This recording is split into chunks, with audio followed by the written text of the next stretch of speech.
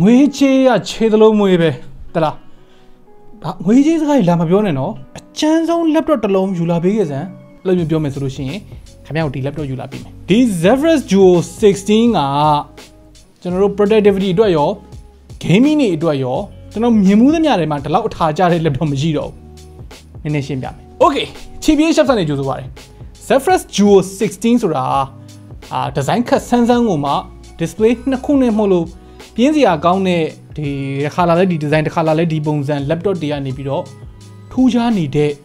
laptop no? Tuma Bubare display down streamer, content creator, the Boja laptop alone to Mamavu. Tamam ho,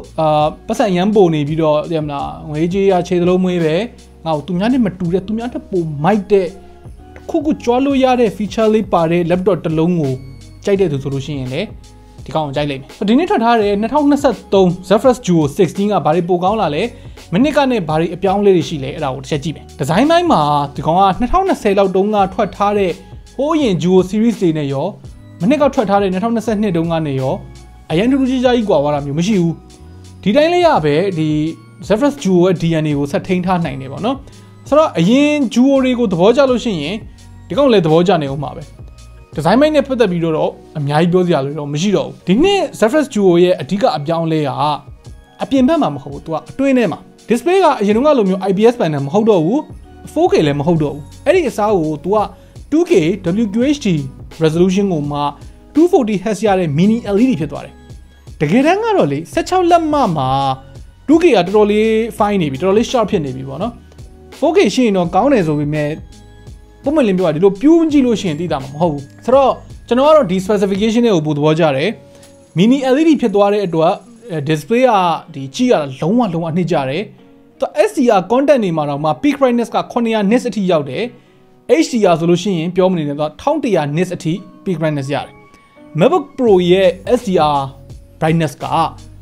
အများဆုံးပေါ့နော်900 nits အထိပဲရှိတာဆိုတော့ခင်ဗျားကဒီ MacBook Pro 16 inch မှာပါတဲ့ mini LED panel ကိုသုံးဖို့တဲ့သဘောကျတယ်ဆိုလို့ရှိရင်ဒီ panel ကိုကျင်းတီပေါက်ကြိုက်လိမ့်မယ်ဒီ brightness ကြီးနေက outdoor usage မှာလည်း main display ကိုနေရာအောက်မှာကောင်းကောင်းမြင်ရတယ်ဒါပေမဲ့ secondary display ကတော့ outdoor သုံးလို့အဆင်မပြေဘူးသူက400 nits လောက်အထိပဲလင်းတယ်ပြီးတော့ glossy panel ဆိုတော့ရေးလဲအလင်းပြန်တယ်ဘာမှသိမမြင်ရဘူးဒီ display ကအရန်ကောင်းတဲ့အပြင်ကို contrast pattern တွေ color accuracy တွေမှာလည်းဒီကောင်ဆရာကြီးပဲ100% sRGB, 100% DCI-P3, 90% Adobe RGB coverage. Color ပြန်ချိန်စရာမလိုဘူး out of the box အတိုင်းကို Delta E က 1.7 ပဲရှိတယ်သူက color accuracy တိုင်းတဲ့ unit ပေါ့နော် Delta E ဆိုတာနှစ်အောက်ကိုရောက်လို့ရှိရင် color တွေပြတာပိုကောင်းတယ်ကိန်းကနန်းကနဲလေ color ကိုအတိအကျပြနိုင်စွမ်းရှိလေလို့သတ်မှတ်လို့ရတယ်နှစ်အောက်ဆိုလို့ရှိရင်စောင်းကောင်းတယ်ဗျာဆိုတော့နားလည်လို့အောင်ပြောရရင်ဒီ display နဲ့ professional color grading တွေထိလုပ်လို့ရတယ် game ဆိုလို့ရှိရင်လည်းvisual တွေကလုံးဝအနှစ်ထုတ်ကြီးပေါ့နော်3 millisecond response time ဆိုတော့ ghosting နေပါလေမရှိဘူးကွတ်တယ်240 Hz refresh rate ဆိုတော့ဘာလို့ဆို smooth secondary display ကကြတော့မနှစ်ကတော့အတိုင်းပဲ3840 by 1100 display ဆိုတော့ 4K 14 inch IPS ပဲပေါ့နော်အဲ့ဒါမှခုနကငါပြောထားသလိုမျိုး matte မဟုတ်တော့ဘဲနဲ့ glossy ဖြစ်သွားတယ်အရင်ကအလင်းမပြတ်အောင် matte လုပ်ပေးထားတာဆိုတော့အကြောင်းပြချက်သိမရှိဘဲနဲ့ glossy ဖြစ်သွားတယ်ဆိုတော့တမျိုးပဲပေါ့နော်ထူးဆန်းနေပေါ့ secondary display ကို manage လုပ်တဲ့အပိုင်းမှာတော့အရင်ကထက်တိုးတက်လာတယ်လို့ခံစားရပေမဲ့ glossy ကမှန်ကန်တဲ့ရွေးချယ်မှုလားတိတ်တော့သဘောမကျဘူးပေါ့နော်ဒီ secondary display ကိုပိတ်ချင်တဲ့အချိန်ပိတ်ထားလို့ရတာတွေလို့နောက်ပြီးတော့ဒီ bevel ချမ်းက menu shortcut တွေရဲ့အဲ့ကောင်တွေတော်တော်လေးအလုပ်ဖြစ်တယ်သူ touch panel ကိုမှ stylus နဲ့ပါသုံးလို့ရတယ်ဆိုတော့တချို့ creator တွေတော့အသုံးဝင်လိမ့်မယ်use case တွေကတော့နောက်တော့မှနည်းနည်းဆက်ပြောမယ်တေချာတော့ဒီလိုမျိုး main display ရော secondary display ရောပါပြီးတော့ဒီလောက် panel quality ကောင်းအောင်ဒီလို form factor နဲ့ရအောင်လုပ်ထားတာသဘောကျစရာကောင်းတယ်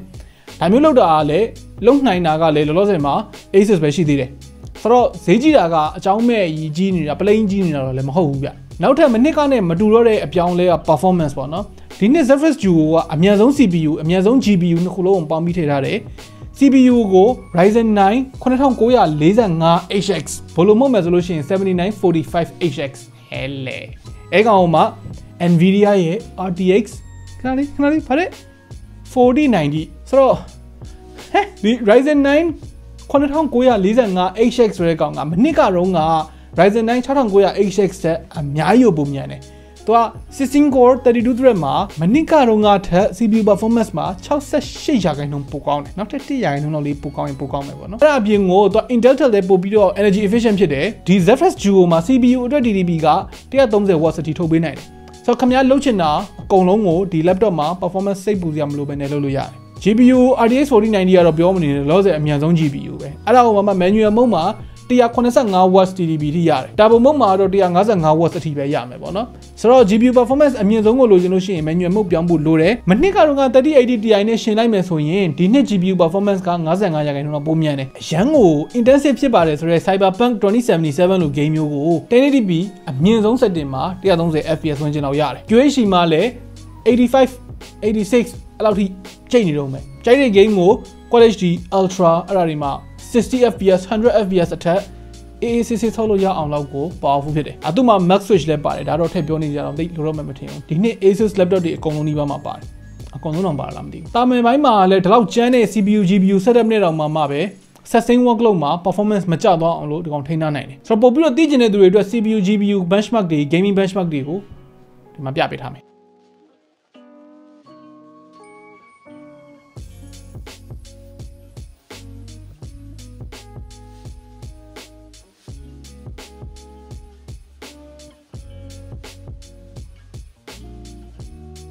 Okay ဆိုတော့ဒီကောင်ကသူများနဲ့မတူတဲ့ secondary display ပေါ့နော်အဲ့ဒါကိုထားဖို့နေရာကြောင့်ဒီ keyboard တွေ trackpad တွေက laptop ရဲ့အောက်ဆုံးဘက်ကိုမဖြစ်မနေလေးရွှေ့လိုက်ရတယ်အဲ့ဒီတစ်ချက်က overall ergonomic ဘိုင်းမှာနည်းနည်းလေးအနှောက်အယှက်ဖြစ်စေတယ်လက်ထားဖို့နေရာမရှိတော့ဘူးဖြစ်သွားတာပေါ့နော် key တစ်ခုချင်းစီရဲ့ feedback တွေ key travel တွေကတော့တော်တော်ကောင်းတယ်အတန်လည်းမဆူဘူး per key RGB control ရတယ်ဆိုတော့ဘာမှတော့အရင်အပြစ်ပြောနေကြမရှိဘူးအခုတော့ငါပြောသလိုမျိုးထားတဲ့နေရာလေးရတယ်နည်းဥယျာဉ်လေးဖြစ်နေတာလေးတစ်ခုပဲပေါ့နော်